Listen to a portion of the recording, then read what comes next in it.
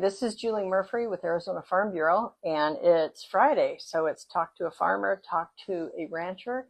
In this case, we're talking to a representative from the Arizona Department of Agriculture, and we're on a series right now. We'll probably have at least 4, if not more, where we're talking about our artisanal meat processing plants. And I have a bunch of curiosity and so many things that I want to learn. And my guest today is Sam Green, again with the Arizona Department of Agriculture. Welcome. Thank you. Thank you for having me. Happy to be here. I'm excited. Yes. And so I have all sorts of questions, but I thought I would just begin with you kind of telling us what you do now in your position with the Arizona Department of Ag. Yeah, so I work for the Meat and Poultry Inspection Division, so Okay. I guess that's kind of how it plays into this kind of segment. But Perfect. yeah, so we do routine at least equal to USDA inspections for meat and poultry facilities.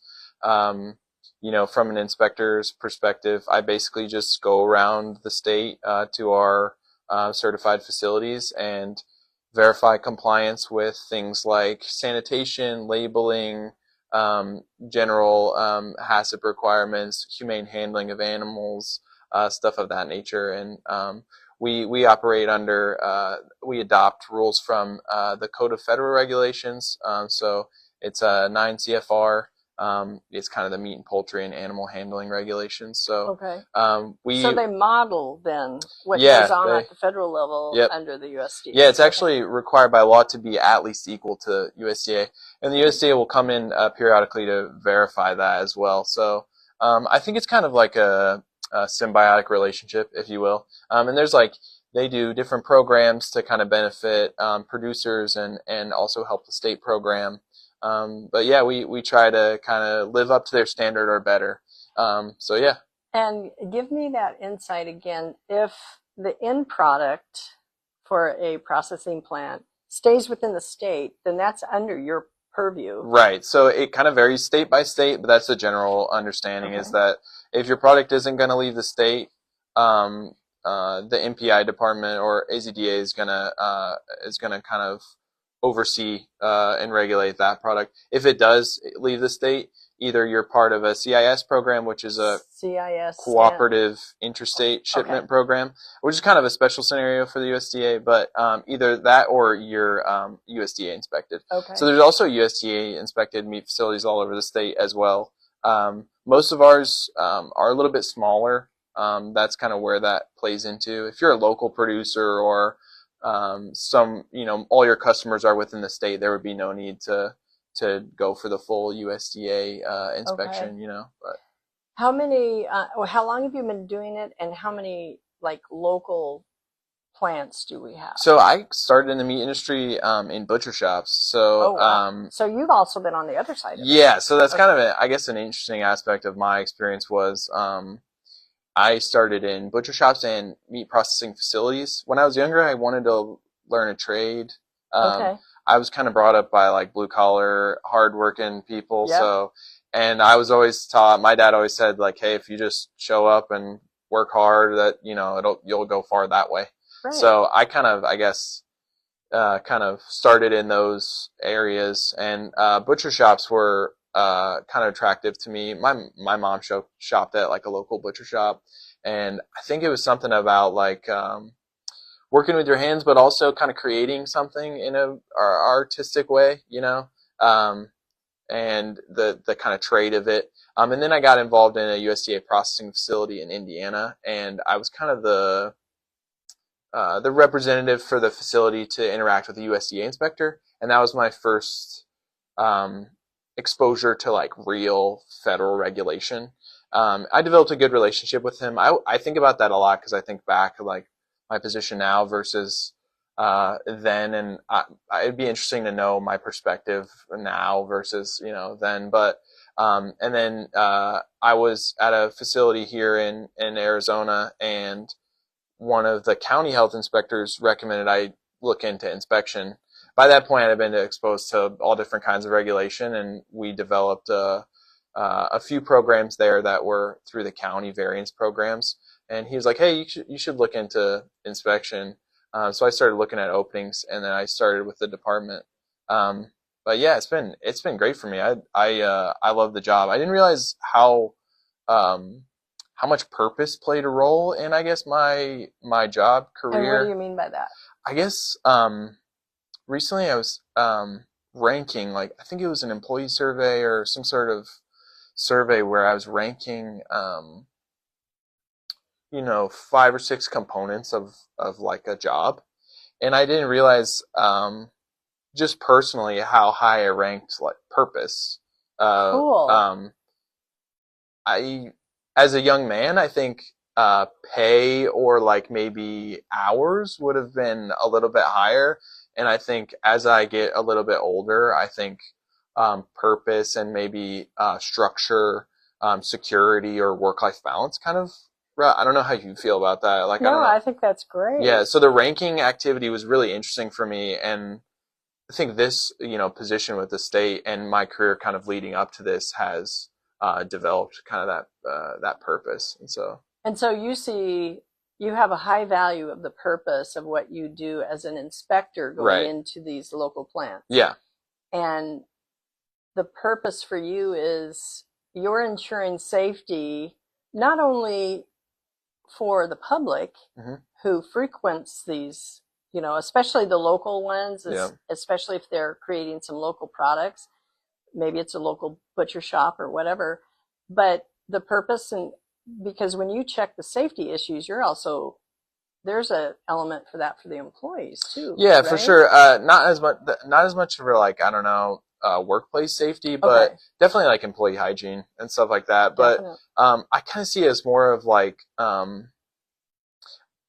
assisting them in maintaining compliance. You Okay. know what I mean? As opposed to, it can be easy to get wrapped up in kind of the regulatory mindset of things, Hmm. and um, just kind of it's hard for me to come in as the bad guy sometimes. Okay. It's like I want to be liked, as like a lot of other people.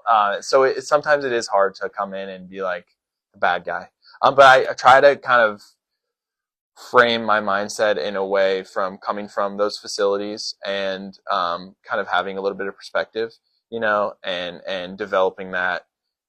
So it's been like an interesting process, but yeah, we essentially go in for food safety stuff, That's less of awesome. like the workplace safety stuff, but more of kind of the food safety. And But I get a vibe you have a passion for this yeah, too. it's definitely developed over a period of time. I think my initial passion started more with quality and traceability.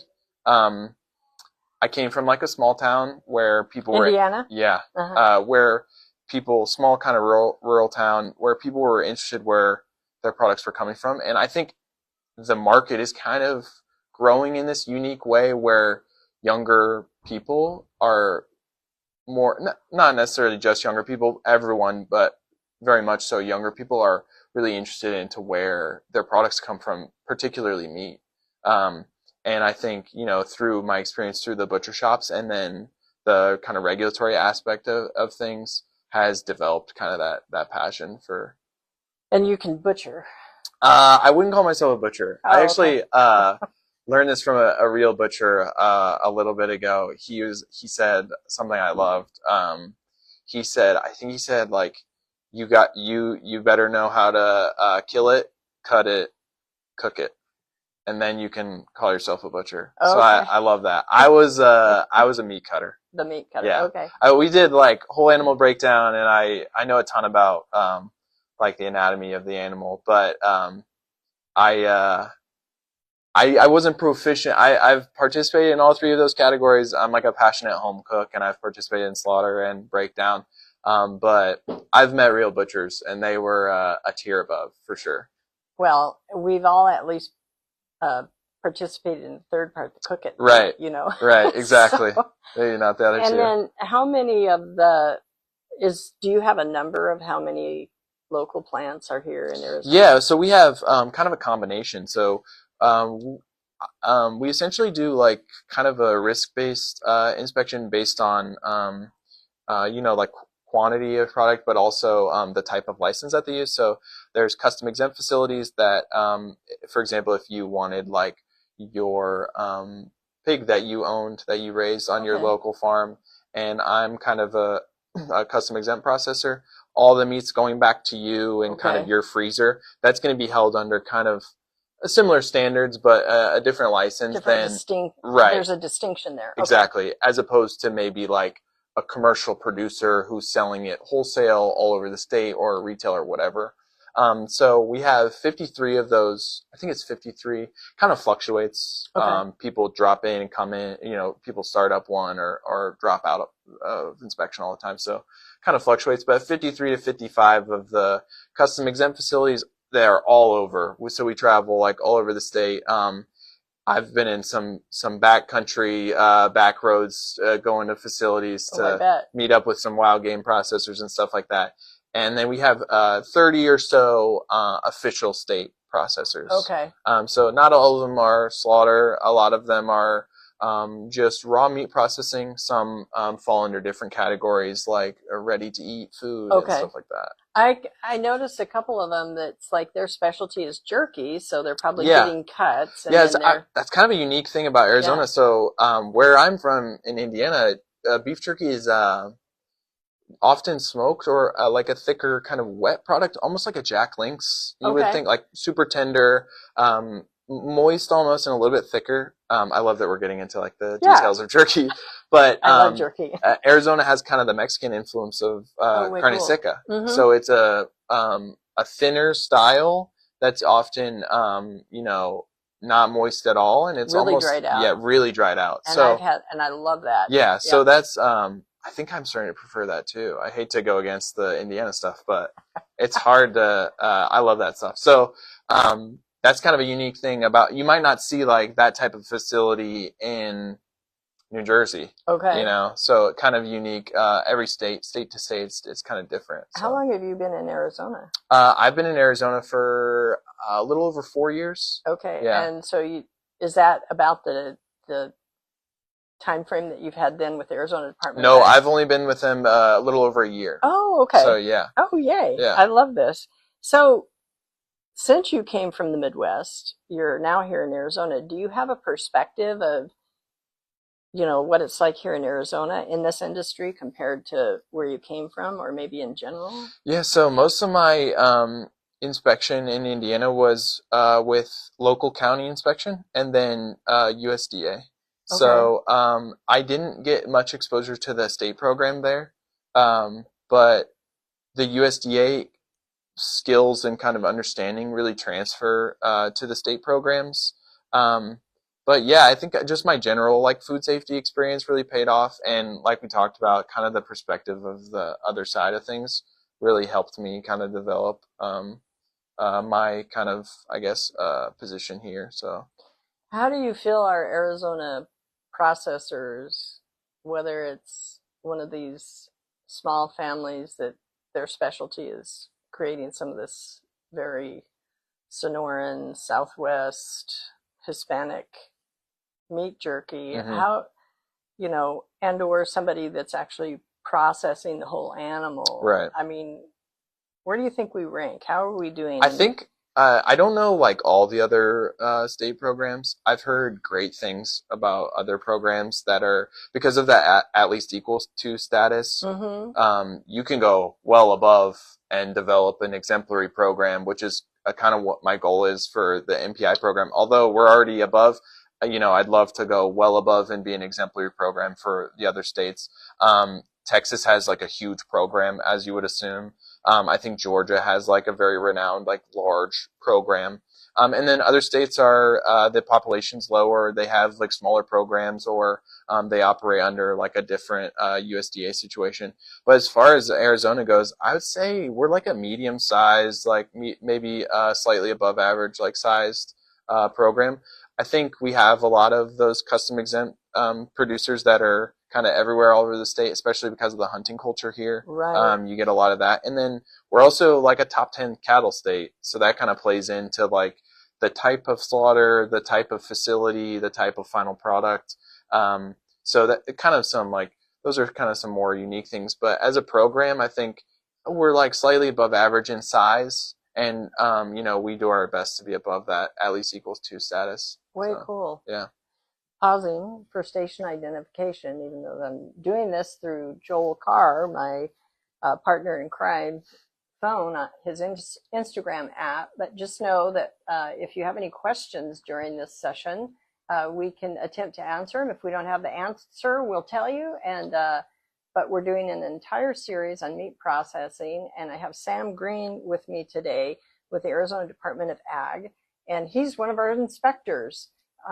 For you as the public, especially when you want quality meats and you are maybe buying and or having your own meat processed, this guy is the one that's ensuring your safety. So it's a very important component, and in that whole food supply chain, this is a link that we need, and it's one of the reasons why the Arizona Department of Agriculture has such an important role for you and I as the consumer, the customer. I always like what Arizona Department of Ag's director, Paul Brierly, likes to say. He goes, sometimes we in agriculture get a little bit, nervous about when they use the word regulation, but a lot of regulation is good and important and ideal for our public safety. And Sam Green is one of those examples to that. So we're chatting, and if you have any questions or you just simply want to say hello, give us a hi. This we do every Friday normally. I had a sabbatical a few weeks ago, and we went about 2 months without doing this, but this series is exclusively on the meat processing process here in the state of Arizona. So Sam, you've enjoyed this, it sounds like. Yeah, for sure. Your first year, and you're saying, I'm all in, and yeah, it's definitely been, part of my development. Like I said, I think my passion was started with that traceability aspect, and getting into the regulatory side of things has really been interesting for me. I have developed more of a skill with kind of getting into that regulatory world. There's a lot of like lawyer speak, and a lot of those regulations are written in a specific kind of way, and learning more about that and kind of developing my my passion for that has been really interesting for me, for sure. What's your team? How many of you are out there inspecting? Yeah, so we have typically like 14, 15 inspectors. Okay. We're like a pretty tight-knit group. We have obviously our place at the state building in the office there, and most of us kind of operate out of a vehicle with a laptop and Wi-Fi and a printer, and we're kind of running around. But we always take our time to spend time with each other. I'm close with all the inspectors. That's really cool. We have kind of a Tucson station as well. So there's a supervisor down in Tucson with her kind of own team of inspectors, and then we have kind of our inspectors all over the state. So, have you ever? And you've only been there a year, so maybe this is an unfair question, but how many miles have you put on your vehicle? Oh gosh. So you're pretty much week to week, Monday to Friday, you are on the road. Yeah, I spend like I like to go to the office to talk cross-functional communication with other departments. I've learned a lot from the Egg and Dairy Program Manager. There's mentors at the office. I love talking to people there to get context on whether it be livestock or egg and dairy or whatever. And I like meeting inspectors there as well. Sometimes I can catch some coworkers there and stuff. But yeah, I would say I want to say this week, for example, I spent probably maybe 4 to 5 hours at the office, and other than that, out of 40 hours, I was kind of either traveling or at establishments performing inspections. And that can kind of change based on your route or where you're headed. Typically for our up north route, our slaughter establishments, I'm on the road like a lot of the week and performing inspections, and but yeah, it kind of varies. But yeah. So let's imagine I'm maybe going to launch my own processing plant. I love jerky, so maybe I want. Oh boy. So maybe I want to take already done cuts and I want to stay with just exclusively beef. if I'm going to launch a plant, what are some of the tips that I should immediately engage to make sure I'm successful when you come to my front door and inspect me for the Right. first time? So, or is this a fair question to no, ask? this is like a super fair question. Probably one of the more common, it's definitely something we run into all the time. Okay. Like people that want to start up something. A common thing we do is kind of like a walkthrough to give you some context of like what we expect. Oh, perfect. Okay. There's, requirements that the USDA outlines and that we kind of adopt for the way the building is kind of structured, the water and sewage, the surfaces, the bathrooms, stuff like that. And then I would say the biggest thing to focus on, the most important thing, is the HACCP system. So what does that mean? So it's Hazard Analysis Critical Control Point. Okay. So it's basically like a plan that you develop that I have in a notepad. Yep. It's basically like a plan that you're going to develop to identify the hazards that are specific to your process and how you're going to control or eliminate those hazards. That's Perfect. like a basic understanding of it. I think the USDA has used it for a long time, and it's basically just a system for us to verify and you to follow, that's going to keep you from having negative hazards impact your product or your company. So I could R&D, rip off and duplicate a HACCP plan. HACCP plan. Yeah, it's actually something. And model that for sure. For my own note. Yeah, for sure. And I think that happens. I don't know like to what extent, but I've helped in my past. I've helped with the development of HACCP plans, and we've definitely did some R&D. Whether you think it's research and development or rip off or whatever you said. In the Farm Bureau family, we always call it. We always say, I R&D'd it from Texas Farm Bureau.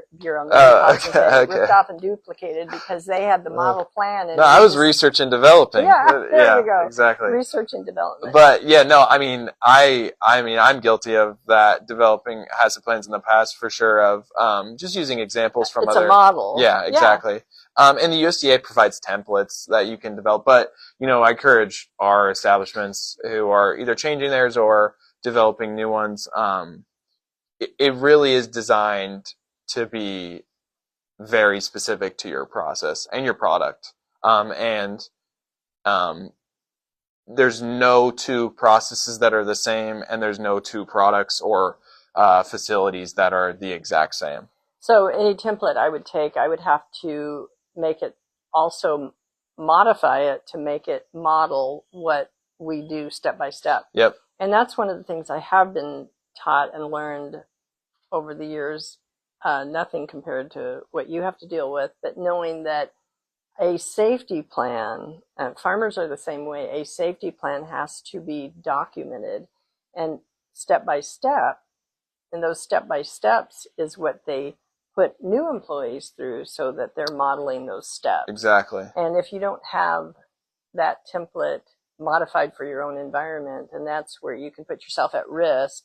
So I'm encouraged by this because it means that you guys are going to guide me and maybe even hold my hand as I launch my new business. It happens to be something related to me. For sure, yeah. And there's also like I want to say like a mutual interest there. I love all of our facilities in kind of a certain way, Mm-hmm. And you want them to succeed. For sure, yeah. Even though it might not seem like, they might be watching this thinking like he's lying.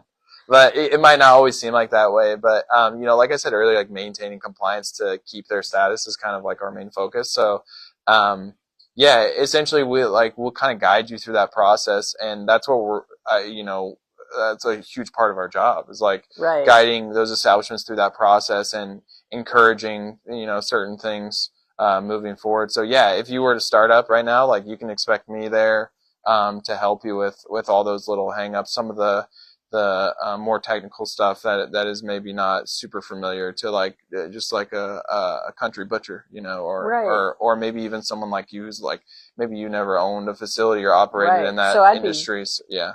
Coming in very raw. Right. That's very encouraging to know you guys help them if a business is wanting to launch something like this, because this is a big process. And our end consumer, based on what our end product is, it's important for us to follow the steps. But if you guys give us the guidelines, that's really interesting, very encouraging to know.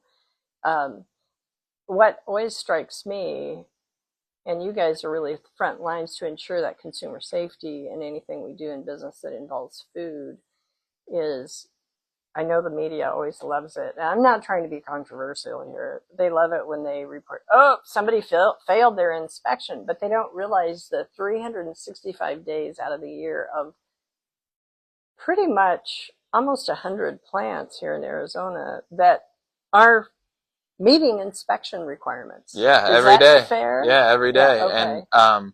And we don't do any like public reporting.